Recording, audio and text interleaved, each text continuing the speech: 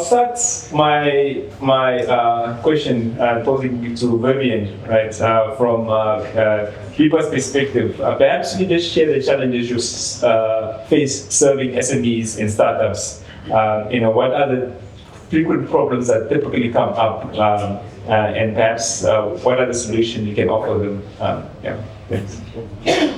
Thank you very much for the question, and of course a privilege to sit here. So when you ask about challenges, it's challenges we face with them or they face with us, but I'll try and address it from both sides. I think for startups or SMEs, the challenge is really to navigate the process of registering a business. But even before that, to appreciate the why. Why do I go and pay money to register a business? I don't even know if tomorrow I'll have a project or what the issue is. I think on the why, the issue is that if you are registered with BIPA, at least you have legitimacy to say, I have a paper I can show that I'm a lawfully registered entity in Namibia. When it comes to issues of classifications as an SME, for example, or SMME, what the Ministry of Industrialization and Trade does is when they issue you a certificate of being an SME, they use the BIPA database. So they would go check, are you registered as a close corporation or whatever status, and it's on that basis that they would then assess, do you have the required number of employees or the turnover or whatever, and then they would issue the certificate. So at least we have access to that. I think if there are opportunities also for government to plow into businesses and help them, they try to look for a level of legitimacy or where you registered and so on. And when you deal with others, you are looking for investment opportunities and so on, they would then ask, how sure am I that what I invest in is a legally set up entity and you're not just trying to take my money? So for them, the issue is the whole process of registering. It's tedious. It is a lot of paperwork. Sometimes it costs a lot of money, as I said, because there are other costs that are added to the basics that I have said to you. And also not knowing. What we've learned on our journey is that our people want to comply. Is the information and access there to that then hampers them from doing that. So you have a lot of businesses registered, but they can't. On IP, I think it's really lack of information. And as I said, that is a key for any business startup to do that. From our side, I think it's the issue that you are too overly dependent on other people to do what you yourself can at least navigate and know what is actually required of me. So I think it's to own the process as well, because it's your business, its existence, and from our side, if it comes to cost, information is readily available on the now revamped website again. So you can access, you can query from us. Do not use third-party information as your basis. You can come directly to the source, I think. Thank you very much. Now move on to Nerro. So obviously you've been in here for a little while. And I'm sure you faced some bureaucracy along the way. So perhaps you can just elaborate on how bureaucracy has really affected the growth of your business. And obviously you might mention BIPA, NamRA, but I'm sure you also deal with other regulators, but perhaps also make it a bit broader. So basically, how has bureaucracy really, in terms of licensing and compliance, affected the growth of your business? Good evening, everyone. Thanks for the question, Jesaya. So with BIPA and NamRA, we don't deal much with them, but since we're in the ICT space, we deal a lot with CRAN, Communication Regulatory Authority. And with that, the challenges we have found is that processes are quite slow in there, and it does hamper in terms of us startups, because we are known to be move fast and disrupt. So with these processes, we normally don't move that fast, or we have to wait because boards only meet at a certain time. So with that, it's a challenge and a lesson at the same time. So what we do is we try mostly to build relationships with this organization so that you have people on the inside who can guide you. A quick story: when we started, you need licenses for every aspect in terms of CRAN. We provide services, and we didn't know that. So we'll just go in and we'll provide a service. The next thing you know, CRAN is calling you to say, you did A, B, C, and D. So where is your license for that? And that hampered us a bit to where the process currently to get a license, like for a project that we did and launched an infrastructure, it took 7 months. And that was quite tedious because we had to now force service to not deliver service anymore, it's currently instructed. So for SMEs, that's quite a challenge that we do find in terms of getting things done in time, and that is sufficient for us. Thank you very much. Let me try again. Yarukeekuro. I don't know. Yarukeekuro. Yarukeekuro. I gave you 3 names. Steven is one of them. Sorry, I just felt bad for that. So terrible like this. But anyways, let's move on to Steven. Okay, so maybe. Yes. So let's. My question to you is obviously NamRA deals with a lot of SMEs and startups. I'm showing the database that's most of the businesses that are registered and at least are supposed to provide tech that they do. That's another matter in itself. But perhaps what are the most common tech-related challenges that you face when dealing with SMEs and startups? And how is NamRA working towards addressing those to make sure as many entities as possible are compliant? Thank you very much for the question. And to start, I assure you, Steven is fine. Many people call me Steven, the ones that have known me the longest. Yarukeekuro is just part of the rebranding, the issues that Vivienne spoke about. I also need to have it registered so that it's protected. And once again, thank you for being part of the panel discussion. I'm looking through the room and I'm just wondering how many business ideas are within this room, and how many of those are we going to salvage through us that are in entities, supporting them, ensuring that where we operate, we do not impede their growth, but we actually support them and help them see the light of day. With that said, yes, it's true, and as Vivienne indicated, working very well. Any business that has registered with where BIPA is, that registration, once it's settled, should find its way to where we are. So we should have access, in a perfect world, we should have access to whatever records BIPA has and whoever has registered as a business. But your question is specific to SMEs, and that's possibly where our problem is, to say, but who's an SME? Is there a nationwide definition as to who would be classified as an SME?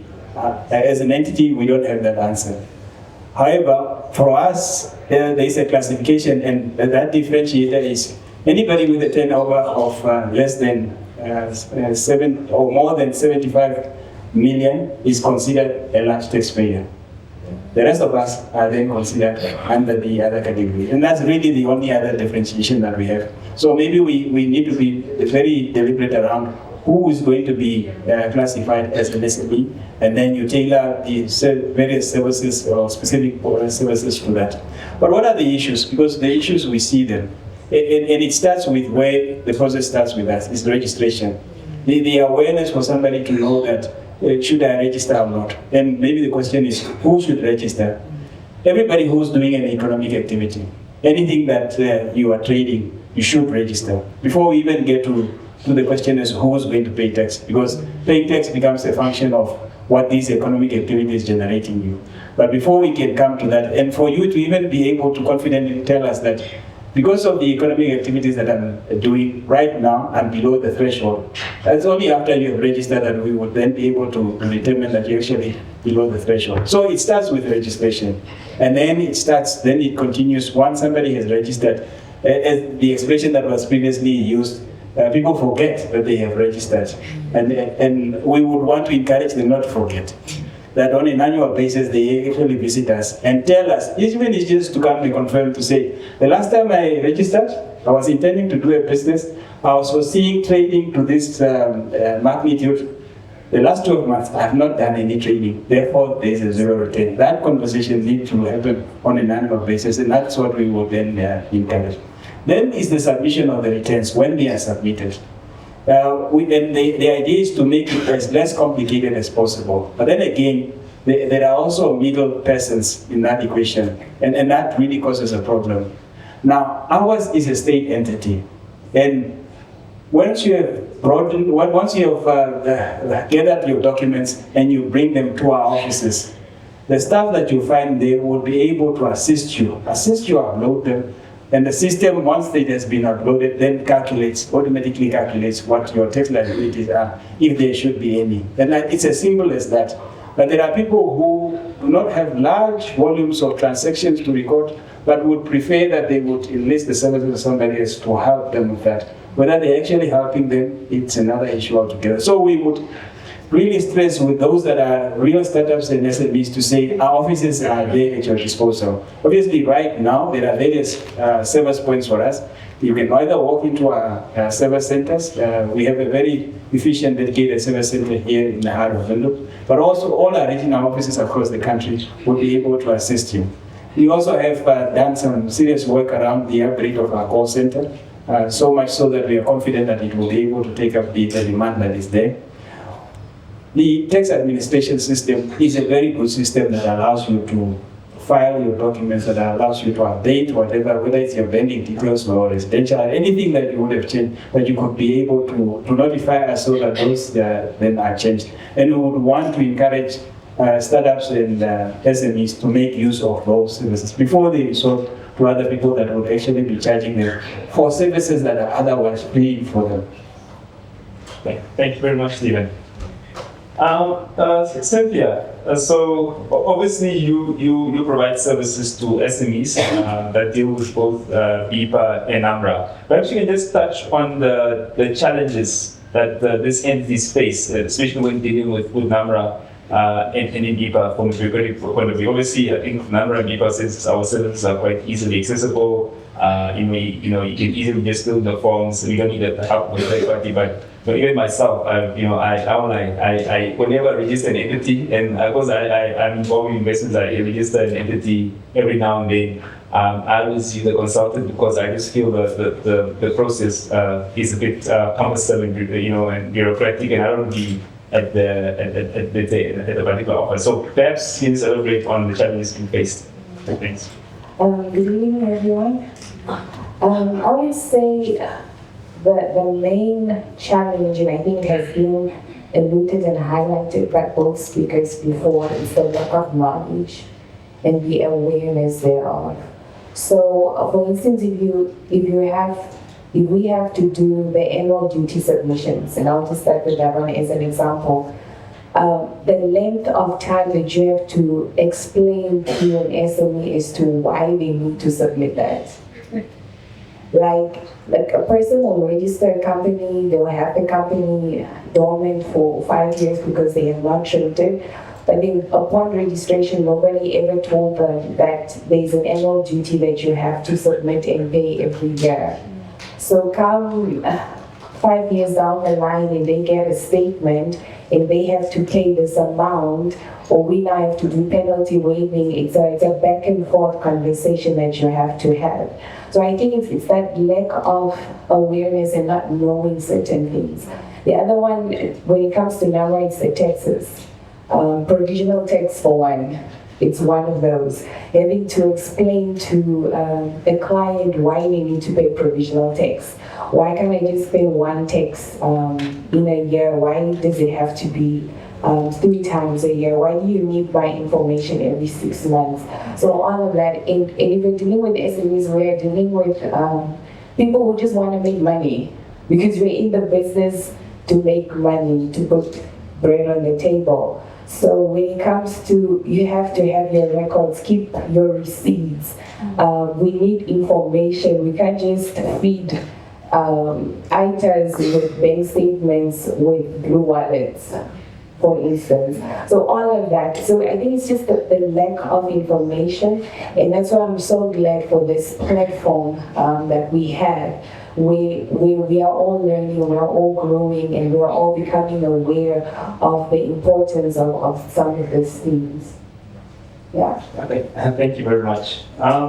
I think I will move back again to Vivienne. So we heard today that we very soon, in the next 2 years, we'll have an integrated business registration system, right? But I think from where I stand, I've heard that the system is coming for the past at least 5 years now, but it's not there yet.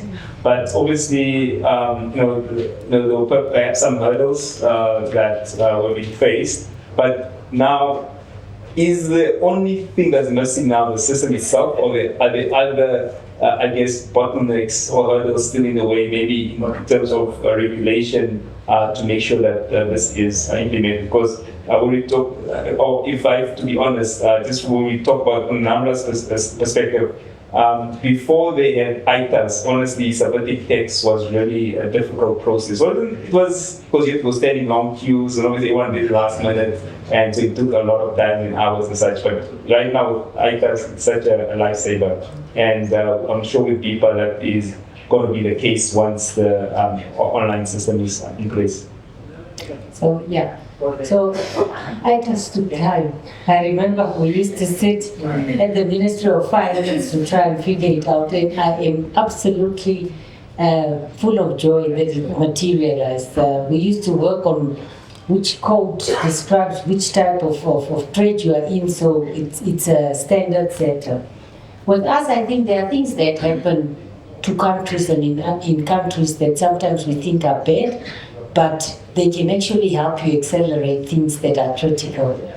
So this year, February, they announced that the country was grey-listed by FATF, and that if we don't get out of this grey listing within the next 2 years, this country will be blacklisted, which is even more severe.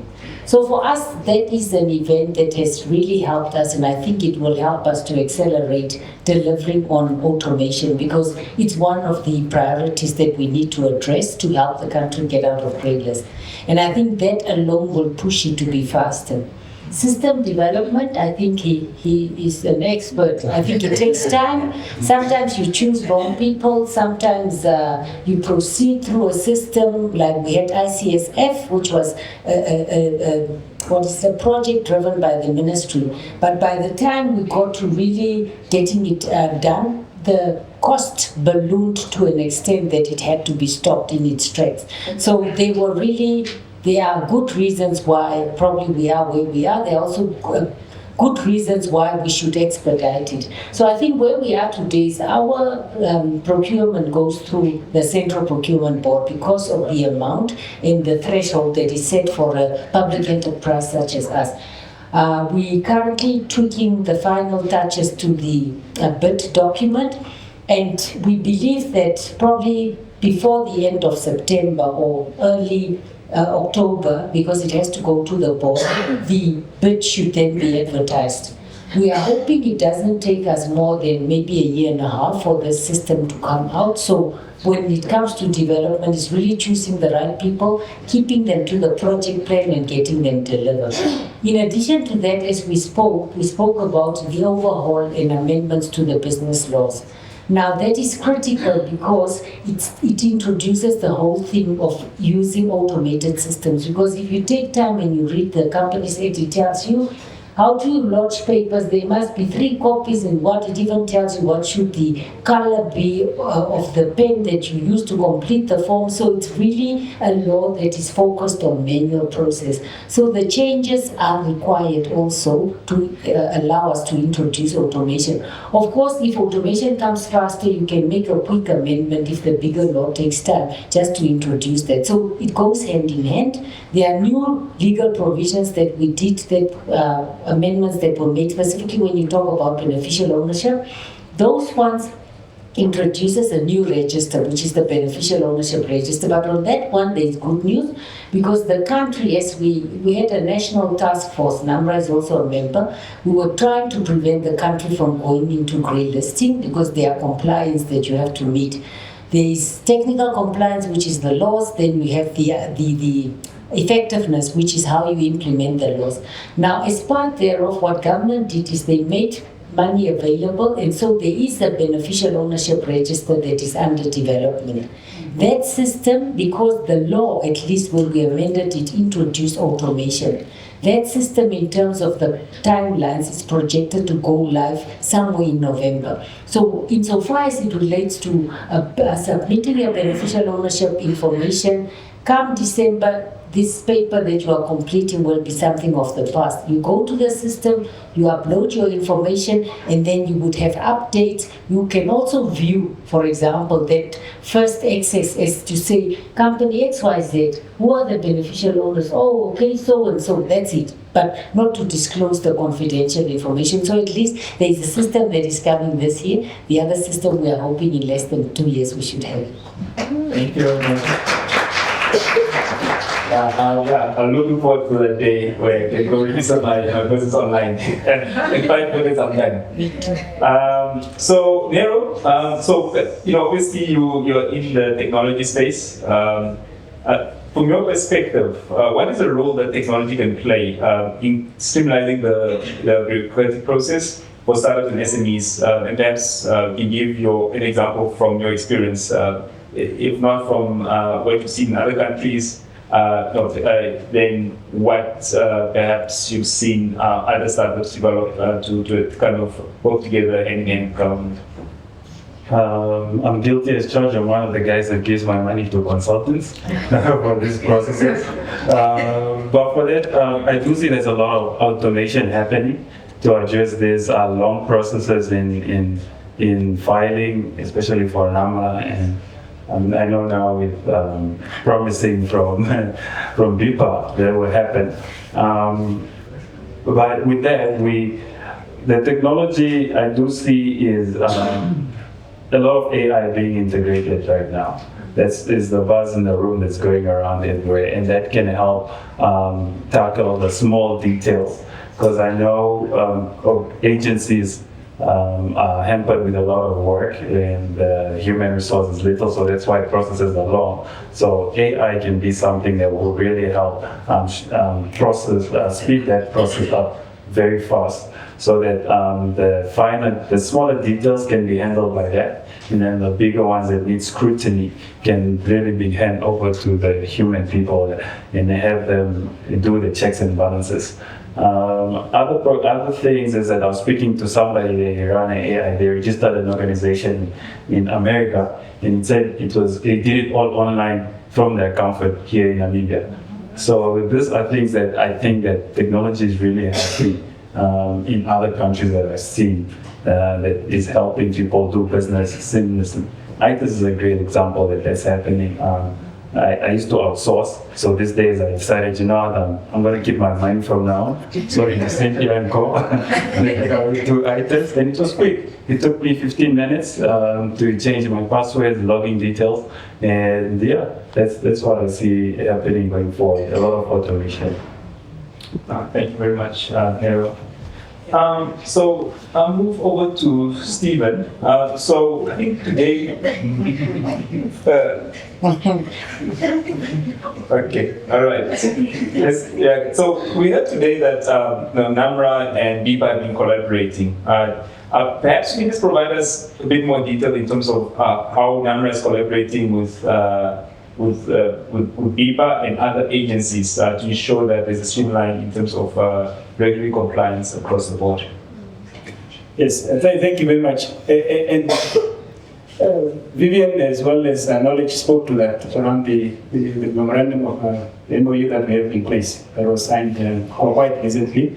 We really need to move to a stage where we now implement it, in ensuring that it draws us the benefits that envisaged is contained in that agreement. And what's the idea? The idea is really something that is already happening, where once registration is done with people, we are also then have view of that and able to see that, so that we can then follow up with regards to tax compliance in respect of that entity.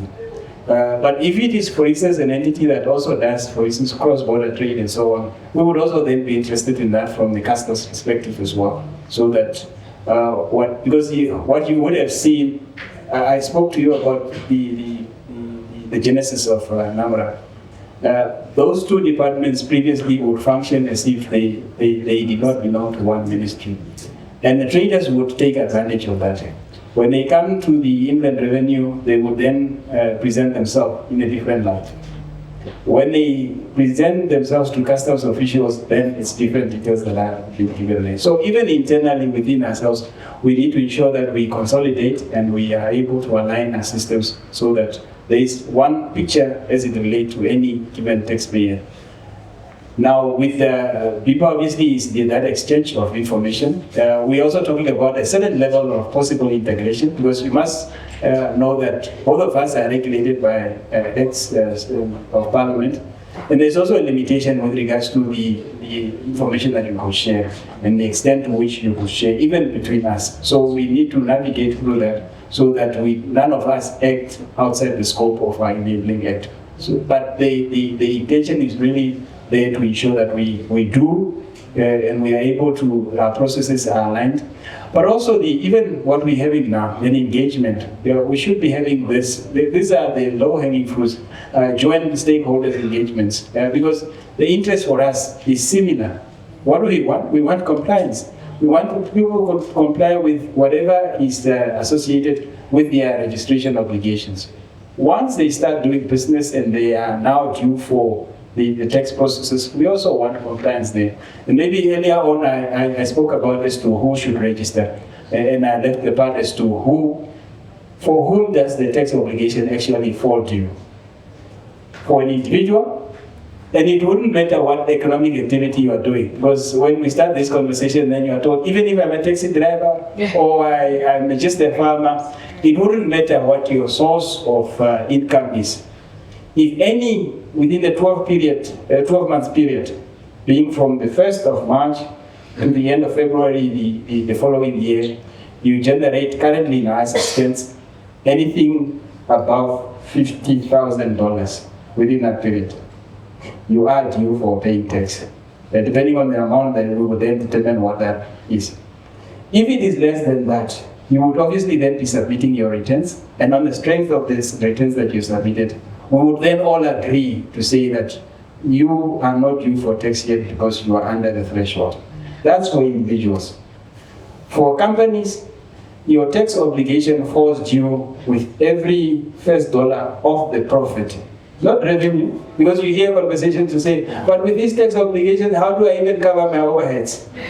It's not revenue that we're talking about, it's profits. That's when your income now exceeds your expenses. And it's from that moment on that you will then falling due for paying tax. So I wanted to put that out so that there is we do not assume that everybody knows as to at what point we would become liable for tax. Thank you. Thank you very much, sir.